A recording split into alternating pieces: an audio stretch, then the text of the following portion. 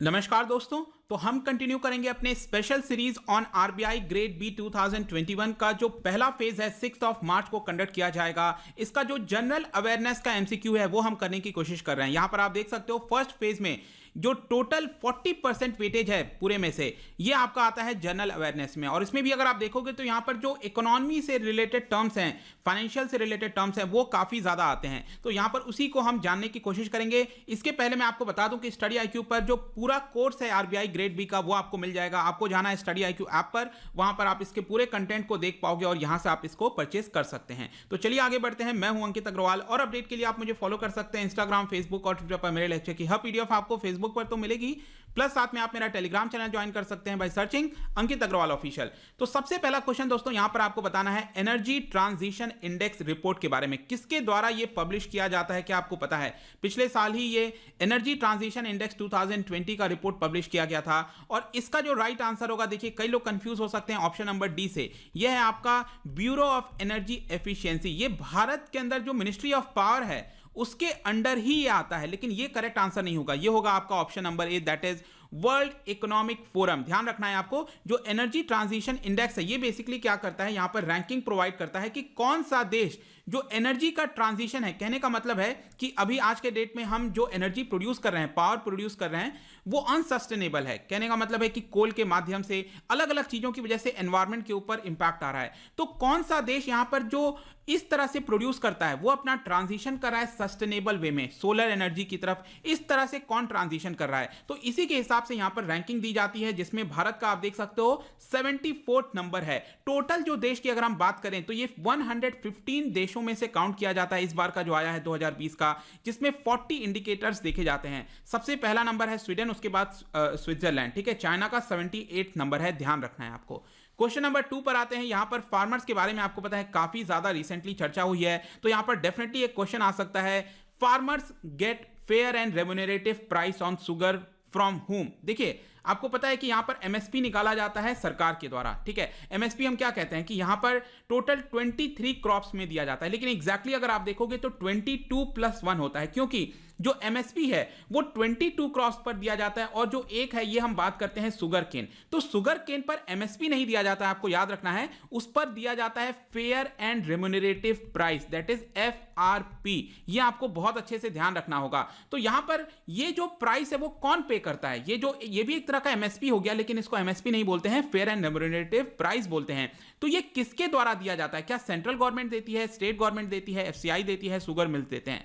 तो इसका right answer होगा option number D, that is, जी हां, शुगर मिल्स के द्वारा दिया जाता है। जो यहां पर आपने देखा होगा आपके एरिया के आसपास भी कोई ना कोई शुगर मिल होगा, तो गन्ना क्या करते हैं किसान, यहां पर शुगर मिल्स पर ले जाते हैं और वहां पर उनको पेमेंट दी जाती है। लेकिन रिसेंटली देखने को मिला है कि बहुत ज्यादा इसके अंदर डिले होता है, सही समय पर पेमेंट नहीं दिया पाता है, जिसकी वजह से किसानों के भी आंदोलन अक्सर आप सुनते होंगे। तो बेसिकली मैंने एक क्वेश्चन इसलिए पूछा क्योंकि पिछले साल की बात है, नीति आयोग के द्वारा एक टास्क फोर्स गठित किया गया था on sugar cane and sugar industry. उनके द्वारा ये पर्टिकुलर जो रिपोर्ट है वो सबमिट की गई थी। तो ये इसी के लिए ये न्यूज में चल रहा था और इसीलिए मैंने आपसे क्वेश्चन पूछा है। तो ध्यान रखना है कि एफआरपी ये आपका शुगर मिल्स के द्वारा प्रोवाइड किया जाता है। क्वेश्चन नंबर 3 पर आते हैं। यहां पर आपको बताना है कि जो फिशरीज हैं, देखो एक तो आपको पता है हमारे ओवरऑल इकोनॉमी में टोटल 3 सेक्टर होते हैं। एक होता है आपका प्राइमरी, दूसरा होता है सेकेंडरी, तीसरा होता है टर्शरी।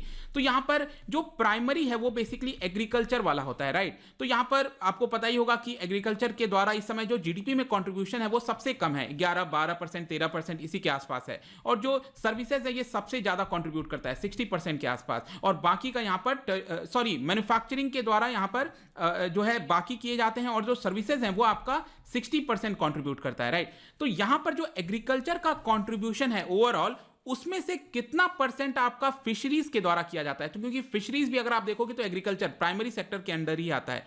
तो ओवरऑल एग्रीकल्चर के जीडीपी में जो फिशरीज का कंट्रीब्यूशन है वो होगा आपका 6 पॉइंट, आप देख सकते हो यहां पर 58%। तो 6.58%, मतलब ये 5 से 10% के बीच में आएगा। ये आपका करेक्ट आंसर होगा। ध्यान रखना है आपको, मैंने यहां पर टोटल जीडीपी में कंट्रीब्यूशन नहीं पूछा है, जो सिर्फ एग्रीकल्चर का जीडीपी है उसमें से कितना कंट्रीब्यूट करता है, तो ये करता है 6.5%। वेरी इंपॉर्टेंट क्वेश्चन इसलिए है दोस्तों क्योंकि पिछले साल ही यहां पर डिपार्टमेंट ऑफ फिशरीज ने एक ड्राफ्ट जारी किया था ऑन नेशनल फिशरीज पॉलिसी, मतलब कि हमारे देश के अंदर जो फिशिंग इंडस्ट्री है उसकी पॉलिसी किस हिसाब से रहेगी, इसके लिए यहां पर ड्राफ्ट जारी किया गया था। और आप इसके बारे में और पढ़ सकते हो कि करीब 16 मिलियन फिशर्स को यहां पर लाइवलीहुड प्रोवाइड करता है ये, ठीक है। और इवन अगर आप एक्सपोर्ट्स में भी देखोगे तो टोटल जो एक्सपोर्ट किया जाता है भारत के द्वारा उसमें से 5% हिस्सा अकेले फिशरीज के द्वारा किया जाता है। तो ये एक इंपॉर्टेंट क्वेश्चन हो सकता है आपके एग्जाम पॉइंट ऑफ व्यू से। क्वेश्चन नंबर 4 पर आते हैं। यहां पर आपको बताना है ये जो agricultural and processed food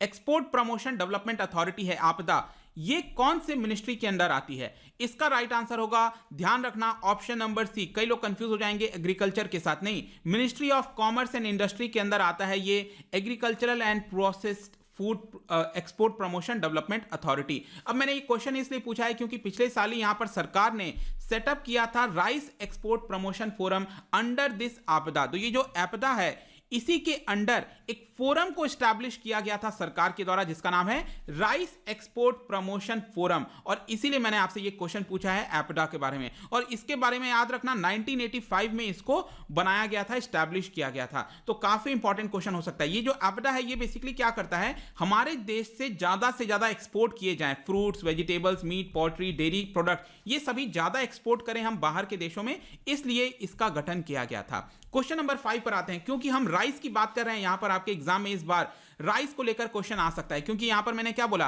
rice export promotion forum बनाया गया था, तो यहां पर राइस को लेकर भी क्वेश्चन हो सकता है। तो दो स्टेटमेंट है, इसको ध्यान से पढ़िए। क्या भारत सबसे बड़ा प्रोड्यूसर है राइस का, और यहां पर क्या हम सेकेंड लार्जेस्ट एक्सपोर्टर हैं राइस के। तो ध्यान रखना दोनों ही स्टेटमेंट मैंने इंटरचेंज कर दिया है, दोनों ही गलत हो जाएंगे।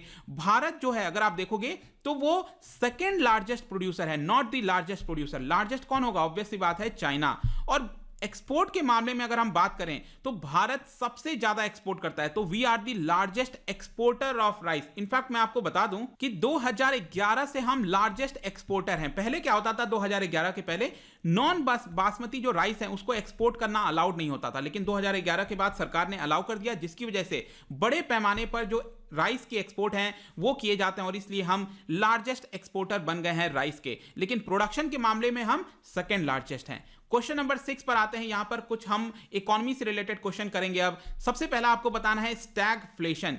ये वर्ड आपने सुना होगा आई एम श्योर। तो इसका मतलब क्या होता है स्टैगफ्लेशन। 4 ऑप्शन है, बताइए कौन सा करेक्ट होगा। इसका राइट आंसर होगा, देखिए ऑप्शन नंबर बी और सी दोनों ही सही हैं। इसका मतलब ऑप्शन नंबर डी करेक्ट हो जाएगा, both B and C. Stagflation का सिंपल अर्थ होता है दोस्तों, जैसे कि आप देख सकते हो यहां पर, जब हमारी जीडीपी नीचे जा रही होती है, इन्फ्लेशन बढ़ रहा होता है, जिसकी वजह से अनएम्प्लॉयमेंट भी आपका बढ़ रहा होता है, उसी पर्टिकुलर सिचुएशन को हम कहते हैं स्टैगफ्लेशन। मतलब कि इकोनॉमी एक तरह से रुक गई है, a situation in which the economy have inflation, inflation बढ़ रहा है, रिसेशन आ रहा है, लेकिन दूसरी तरफ क्या है कि अनएम्प्लॉयमेंट भी बढ़ रहा है यहां पर, ठीक है। यूजुअली क्या होता है कि जब हमारी जीडीपी नीचे जा रही होती है तो यूजुअली नॉर्मल टाइम्स में क्या होता है, इन्फ्लेशन भी नीचे जाता है, लेकिन स्टैगफ्लेशन के केस में क्या होता है, उल्टा हो जाता है। जीडीपी नीचे जा रही है, इन्फ्लेशन ऊपर जा रहा है, मतलब कि दोहरी मार होती है जो है पब्लिक के ऊपर। अब दोहरा ऐसा क्यों मैं बोल रहा हूं, क्योंकि आप सोचो जीडीपी नीचे जा रही है मतलब कि इकोनॉमी कमजोर हो रही है। इकोनॉमी कमजोर होने का मतलब क्या है, लोगों की इनकम कम हो रही है। एक तरफ लोगों की इनकम कम हो रही है इधर, और दूसरी तरफ जो इन्फ्लेशन है वो बढ़ रहा है, मतलब कि आप जो गुड्स खरीदते हो मार्केट में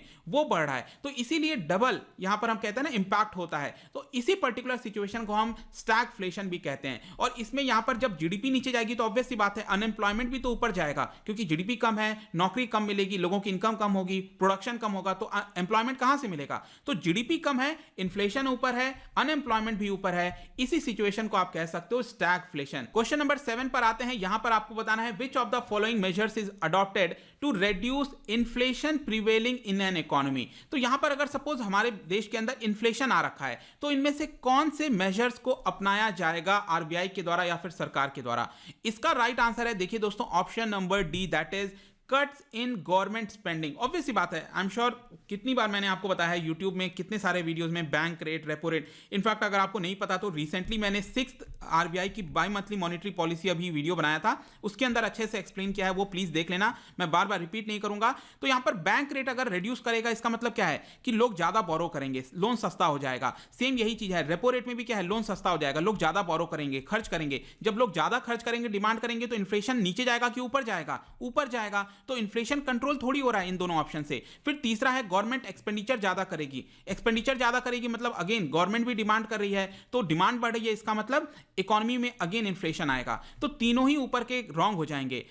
चौथा क्या बोल रहा है, कट्स इन गवर्नमेंट एक्सपेंडिचर। सरकार एक्सपेंडिचर ज्यादा कर रही, कम कर रही है यहां पर। तो एक्सपेंडिचर कम कर रही है मतलब डिमांड कम हो गई है, डिमांड कम हो गई है मतलब इन्फ्लेशन हमारा नीचे जाने लगेगा। तो यहां पर इन्फ्लेशन को कंट्रोल करने के लिए सरकार को कम एक्सपेंडिचर करना चाहिए। और ऊपर के केस में आप कह सकते हो कि बैंक रेट को यहां पर रिड्यूस नहीं करना चाहिए, बढ़ाना चाहिए। रेपो रेट को कम नहीं करना चाहिए, बढ़ाना चाहिए। सेम यहां चीज तीसरा तो गलत है ही है। तो आई होप कि यहां पर आपको समझ में आ गया होगा।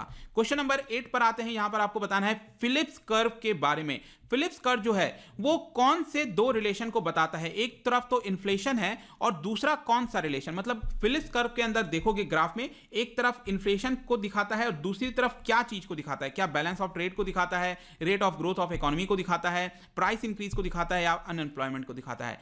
इसका राइट आंसर होगा option number D, that is जी हां, अनएम्प्लॉयमेंट को ये दिखाता है। यहां पर आप अच्छे से देख सकते हो, ये फिलिप्स कर्व है। यहां पर आप देखोगे ना, ऊपर की तरफ इन्फ्लेशन है, राइट साइड में ये अनएम्प्लॉयमेंट है। तो बेसिकली अगर मैं कहूं, सपोज पॉइंट ए है और पॉइंट बी है, पॉइंट ए क्या दिखा रहा है कि इन्फ्लेशन कितना है, 2% है, अनएम्प्लॉयमेंट 6% है। तो यहां पर अगर हम सपोज पॉइंट ए से पॉइंट बी पर चले जाते हैं, इसका मतलब क्या हुआ, इन्फ्लेशन बढ़ गया लेकिन अनएम्प्लॉयमेंट क्या हुआ, हमारा कम हो गया। 6% से अनएम्प्लॉयमेंट घट के 3% आ गया। मतलब इसका यह होता है कि यहां पर हमारे इकोनॉमी में हम दोनों में से सिर्फ एक ही चीज को अचीव कर सकते हैं, या तो हम इन्फ्लेशन को कंट्रोल कर पाएंगे या तो अनएम्प्लॉयमेंट को कम कर पाएंगे। ऐसा फिलिप्स का कहना है। देखिए 1958 में ये विलियम फिलिप्स ने इसको डेवलप किया था। तो बेसिकली इनवर्स रिलेशन है कि इन्फ्लेशन ऊपर जाएगा तो अनएम्प्लॉयमेंट नीचे जाएगा, और अनएम्प्लॉयमेंट ऊपर जाएगा तो इन्फ्लेशन नीचे आएगा। तो दोनों का इनवर्स रिलेशन है, ये आपको बस ध्यान रखना है। तो ये चीज आप ध्यान रखिएगा दोस्तों, काफी इंपॉर्टेंट है आपके एग्जाम पॉइंट ऑफ व्यू से। इससे रिलेटेड जितने भी कर्व वगैरह हैं, इनफैक्ट मैंने एक अलग से वीडियो भी बनाया है, आप सर्च करोगे इंपॉर्टेंट इकोनॉमिक कर्व्स, ठीक है, उसमें आपको वीडियो मिल जाएगा मेरा, उसमें 3 4 5 कई सारे मैंने कर्व बताए हैं, आप उसको देख सकते हो। क्वेश्चन नंबर 9 पर आते हैं। यहां पर आपको बताना है इन्फ्लेशनरी गैप। जब हम कहते हैं ना इकोनॉमी के अंदर, हमारे देश के अंदर इन्फ्लेशनरी गैप आ गया है, इसका अर्थ क्या है? 4 ऑप्शन को देखिए अच्छे से, बताइए कौन सा करेक्ट होगा। इसका जो राइट आंसर है ये होगा आपका option number A, that is real GDP is more than potential GDP. अब देखो ध्यान से समझो इसको हो क्या रहा है। यहां पर ये जो पॉइंट ई है ना, जैसे ये क्या दिखा रहा है, जैसे मैं कह रहा हूं हमारी जीडीपी इतनी होगी। देखो जीडीपी क्या होता है, सिंपली सी प्लस आई प्लस जी प्लस एन एक्स, यही तो कहते हैं ना जीडीपी इतनी वैल्यू है, सब लोग जो कंट्रीब्यूट करते हैं उसी का टोटल हम जोड़ लेते हैं तो ये हमारी जीडीपी बन जाती है, राइट। तो यहां पर सपोज मैं कहता हूं हमारी जीडीपी, ये रेड कलर वाला लाइन है, यहां पर ये पोटेंशियल जीडीपी है, मतलब हमारी जीडीपी इतनी होनी चाहिए थी। लेकिन सपोज मैं कहता हूं कि हमारी जीडीपी ने बहुत अच्छा परफॉर्म किया, मैं कहता हूं कि यहां पर हमारा एक्सपेक्टेशन था 5% हमारी जीडीपी होने वाली है, ठीक है, ग्रोथ होने वाली है। तो लेकिन 5% नहीं होकर ये 8% हो गई। मतलब कि ये क्या है, जीडीपी हमारी बढ़ गई, एक्सपेक्टेशन से ज्यादा बढ़ गई, पोटेंशियल से ज्यादा बढ़ गई।